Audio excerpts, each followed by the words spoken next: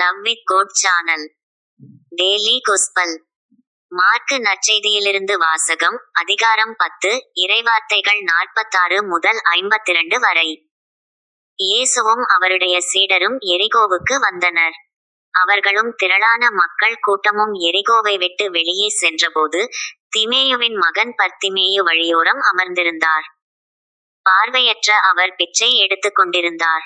நாசரேத்து இயேசுதாம் போகிறார் என்று அவர் கேள்விப்பட்டு, இயேசுவே, தாவீதின் மகனே, எனக்கு இரங்கும் என்று கத்தத் தொடங்கினார்.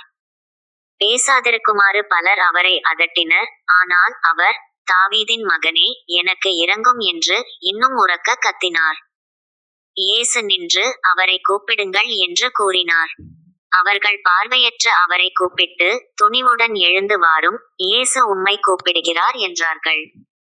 அவரும் தம் மேலுடையை எறிந்துவிட்டு குதித்தெழுந்து இயேசுவிடம் வந்தார். இயேசு அவரை பார்த்து, உமக்கு நான் என்ன செய்ய வேண்டும் என விரும்புகிறீர் என்று கேட்டார். பார்வையற்றவர் அவரிடம், ரபி, நான் மீண்டும் பார்வை பெற வேண்டும் என்றார். இயேசு அவரிடம், நீர் போகலாம், உமது நம்பிக்கை உம்மை நலமாக்கிற்று என்றார். உடனே அவர் மீண்டும் பார்வை பெற்று அவரை பின்பற்றி அவருடன் வழி நடந்தார். இது ஆண்டவர் வழங்கும் அருள்வாக்கு. இறைவா, உமக்கு நன்றி.